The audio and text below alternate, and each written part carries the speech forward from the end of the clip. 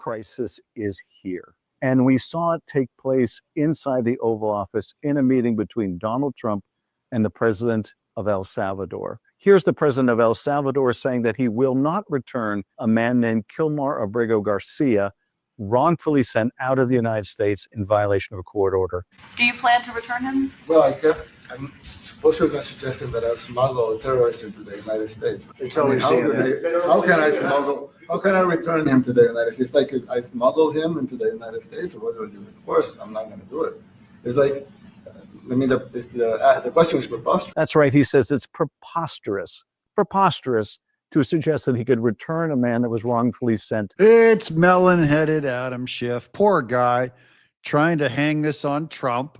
It might stick, by the way, because it's obvious the head of El Salvador, if Trump was demanding he return someone back to America, he would have sent him back. But the gentlemen made an agreement that the president of El Salvador did not want to embarrass Trump, and he's not going to force Trump to take back an El Salvador citizen. Why is Adam Schiff crying over a criminal gang member, about him going back to his home country? To his country, and is now languishing in a maximum security prison. But more important than what Mr. Bukele said is what Donald Trump said. Here's Donald Trump in that meeting. Yeah, I said, homegrowns are next.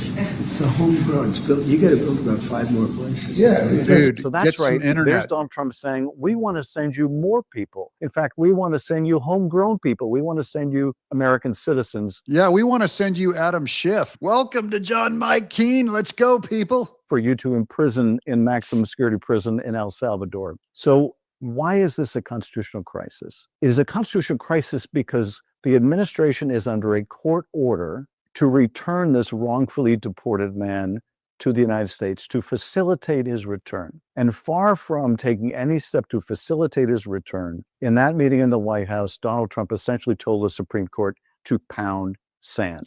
Just like when Biden told the Supreme Court to pound sand, that he was going to continue to try to forgive student loans. He said, the Supreme Court's told me to stop, and I told them I was going to keep doing it, and I am going to keep doing it. So let's just remove all this sensitivity toward the Constitution by this guy, because he doesn't mean a word of it. Number two is Trump he is obliged, according to the courts, to facilitate it. But he is not to start it. That was another video that we saw over at CNN, that he is not obliged to initiate the return trip of this El Salvadorian back to the U.S.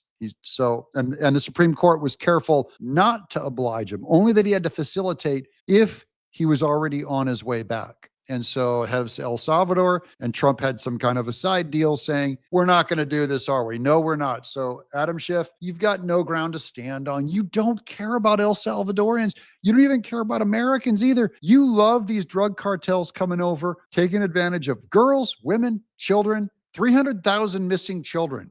Zero outrage from this human hard-boiled egg. Because far from what he says is what he doesn't say.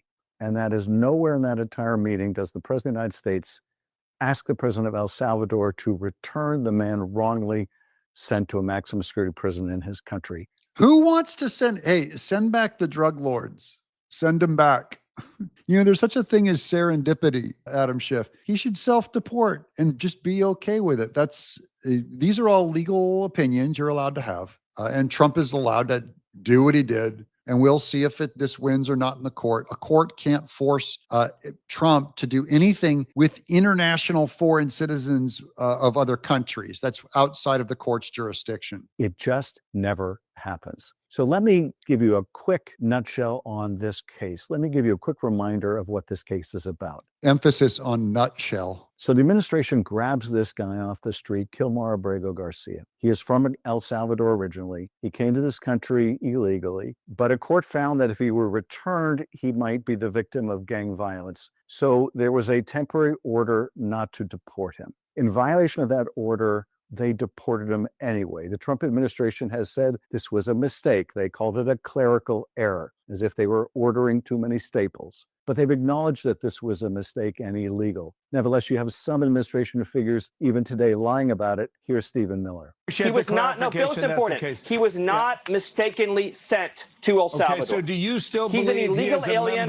from MS? El Salvador? But that's just wrong. Some of the highest lawyers in the Justice Department acknowledged to the court they illegally sent this person out of the country by error. They're especially their Democrat judges. So you guys know how politics works. If these were Republican judges, they wouldn't have rejected the deportation of this gentleman who is here illegally. I don't get, the Democrats are trying to set a precedent so that it's difficult to send anyone back. That's why we have to fight this. That's the only reason why Trump is fighting this. That's why I support this fight, to not bring this illegal alien back into the country. Keep deporting them, send them back en masse, because a lot of the other ones will not be drug gang members. Some of them are going to be good old businessmen, students. Send them back. I'm John Mike Keane.